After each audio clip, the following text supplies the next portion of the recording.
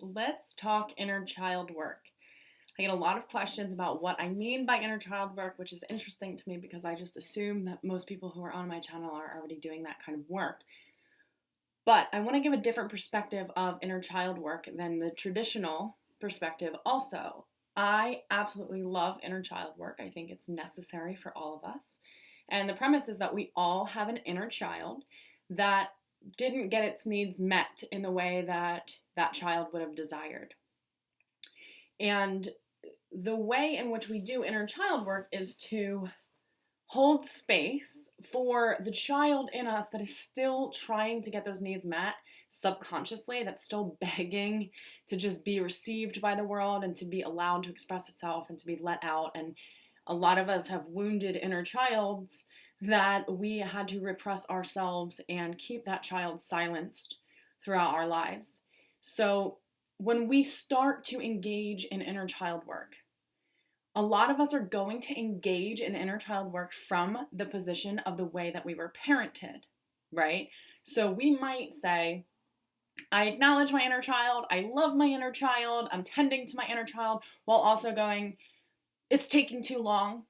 I don't want to give you that time to be that sad. I don't want it to take 3 months for you to be in a rageful space because you just reacclimated to the reality that you're angry about the fact that you didn't get your needs met. When we are doing inner child work, we can't place limits on the needs of the child, which is why we have to do inner child work in the first place, because limits were placed on our own needs. We were told that we shouldn't need them. We weren't given the things that we necessarily needed. Even with the most well-intended parents, there's going to be a residual trauma that happened in inner child that's going to make somebody feel separated, or at minimum fragmented. A version of themselves is fragmented off, right? So when we do inner child work, we have to get on the ground with our inner child. We're not looking at it from above like a parent, right? It just wants us to acknowledge that it's there, that it's preserved, and it wants us to see its world. It doesn't want us necessarily right away to come up and scoop it out of its world and save it out of its world, right? Like that's what the codependent wants to do. Let me come scoop you up. And yes, we want to come scoop it up and we want to bring it home.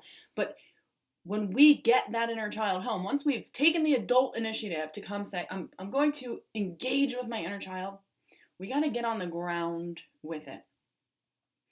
I was a very young mom who obviously had issues with connection and knowing how to be a mom, right? I wanted to do that, but I didn't know how.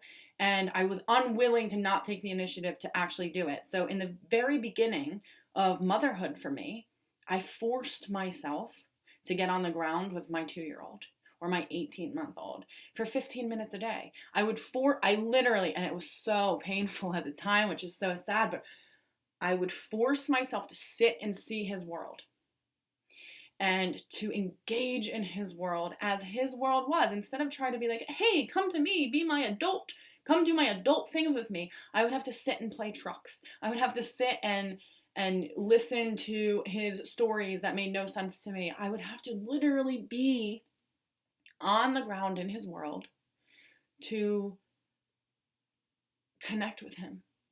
And that's what we have to do with our inner child, is that we have to give it room to connect with it from a place of equality, not a place of superiority where we go, oh, I'm the parent, so you have this amount of time to throw your tantrum and then it has to be done, right? Sometimes we need a tantrum for longer than the world would culturally appreciate from us. And it's in that getting on the ground with the inner child and knowing that this is what it sees. And it actually doesn't need to be saved because it's been in there all along. It's been saved, somehow preserved in this little fragment of yourself all along. It doesn't want you to come and save it from its experience, even if it's a negative traumatic experience. What it wants is somebody, anybody, to hold it and see what it sees from the vantage point in which it sees the world from. Even if there's an abuse situation where you're having a vibrational memory of, I want to just save my inner child from that. We have to almost get into the situation behind the eyes of the inner child, let it be what it is, let the world be what it is, recognize the strength of the inner child has been preserved the whole time. But the point is, we got to get on the ground with it. We can't put limits on the needs of the inner child, which a lot of us are going to do. We start this work and we go, oh, it shouldn't take me 5 years to just feel normal, right? If I started therapy, I should feel normal in 3 weeks. That's not how this goes. It's a lifelong reconnection with something that we disconnected from, okay? So another thing, I just did a podcast, which was really fun. It is called Totally Exposed. I'll share the information with you later, but it's not my podcast. It is Bethany Branson's podcast. And she was asking me if there is a healthy level of narcissism that exists in the world. And the answer is obvious. Yes. And what this looks like is this. Your inner child, my inner child, it didn't get its needs met. So subconsciously, what we will do is we will recreate situations in which we try to get those needs met. At some point so let's just go here. A 3-year-old is in a healthy space. It's a healthy developmental stage to go, I am the center of my universe and my family of origins universe, and all of my needs are met, and my needs are the only important needs in this family. It is necessary and natural for them to desire to be the center of their own universe, right? And it is when we as parents go, nope, you're taking too long, you're not allowed, you have to just share all of your stuff because it's unfair, you are going to be an asshole if you don't do that. When a child is 3 years old, they are learning how to be inside of themselves. And as parents, we often go, well, if my kid isn't sharing or if my kid is doing this, then we're setting them up for failure. And we start them young to acquiesce to cultural expectation. Instead of going, oh yes, this is a normal, natural, healthy phase of a child, to be incredibly, one-minded, which we would call narcissistic. I care only about getting my needs met. I will move things out of my way that don't meet my needs. I will not like things that don't meet my needs. That would be healthy for a 3-year-old to express and display those things, right? So the level of healthy narcissism that we have to address with the inner child shows up here, because it is when that child is not given that healthy, natural tendency to be inside of itself and know itself as it is and be okay with just being an individuated being. It doesn't have to be what society wants. It doesn't have to be what the parents want. It is that sensation of allowance, of being in a space where they are allowed to be narcissistic. They're allowed to get their needs met. We have to recognize that they're going to outgrow these phases. But what happens if we don't give that to our children is that they grow up trying to subconsciously meet those needs, and they might even become narcissistic because they're going, well, I wasn't allowed to protest. I wasn't allowed to want what I wanted. I wasn't allowed to need what I needed. And now I just don't care if you are going to allow me or not. I'm going to do whatever I want. And if we would allow our children to go through the natural, healthy individuation phase in which could appear narcissistic, they're not going to grow up trying to meet those subconscious needs, right?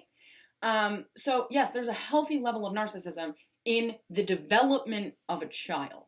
So how do we relate this to the inner child, right? How do you relate that to the inner child? We have to give the inner child, and it might be a 3-year process, we have to give the inner child space in which it is allowed to call the shots. It is allowed to have needs. It is allowed to have emotions. It's allowed to throw a temper tantrum. Actually, it's invited to throw a temper tantrum because you understand that that's cathartic and that's natural and that's normal, and that if they're in the human experience, they're just in a moment and they're feeling something, and it's good to feel, and they're allowed to feel that way. And if they're not allowed to feel that way, then they're cutting a part of themselves off, right? So the inner child in us wants us to get on the ground with it. It doesn't want us to parent it from this space of, okay, well, you have 5 minutes of my attention and then I'm going to make you adult, right? Because that's what we do. It's you have You can flip out. You have 5 minutes, or you shouldn't be crying right now. You've been flipping out for too long. When we weren't given that space adequately, a lot of times we will go into inner child work from the same sense of separation that we experience being a child and being an adult. So we don't want inner child work to be a separation. We want it to be a union in which you literally get on the ground and go, okay, I'm with you.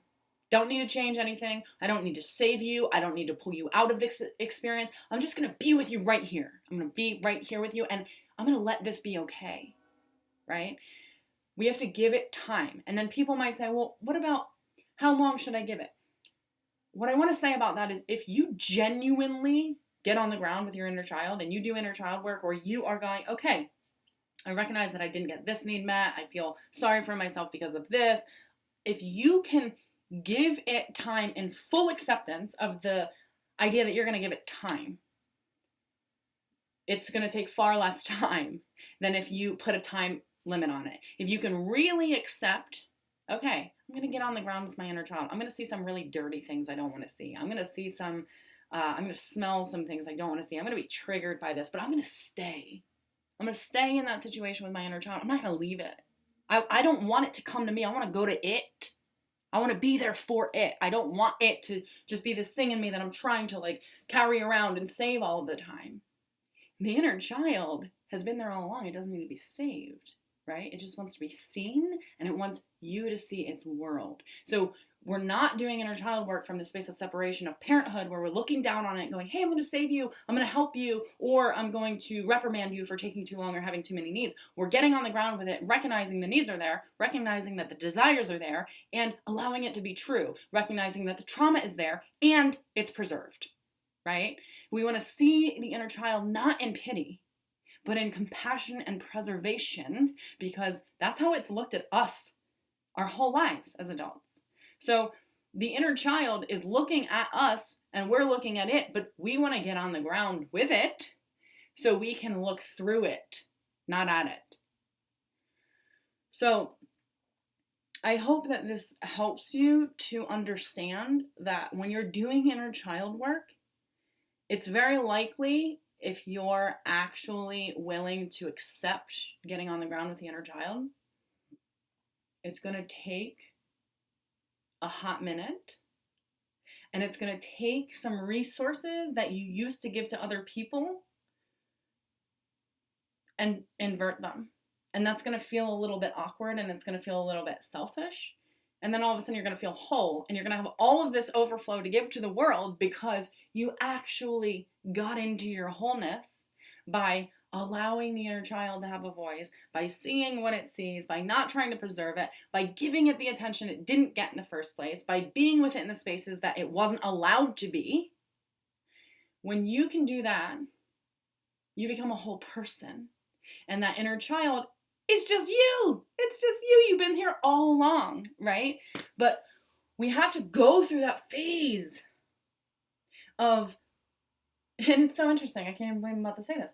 Inner child work is about going through the phases of healthy narcissism, of allowing ourselves to receive ourselves as we are, as we were, meeting our own needs without having to worry about taking care of the mental health of our parents or taking care of the drinking of our siblings or whatever it is, right? So I hope that this leaves you with a sense that today your inner child doesn't want you to save it. It wants you to be with it while it sees the world, that even if it feels like it wants somebody to come save it, just somebody seeing the world with it makes it feel so much more secure, like it's not insane, like it's allowed to be, like, okay, you're seeing the world I'm seeing. Thank God I'm not alone in this world, right? The inner child wants you to get in with it, not get it out, not just yet. So start with getting in on the ground, even if it's uncomfortable, even if you're like, oh, why do I have to sit here? Like me with my externalized inner child, like playing with my own son, like, okay, I'm sitting here, this is taking a long time. He's like talking to me about things I no longer care about because I'm not a child, right? It's frustrating.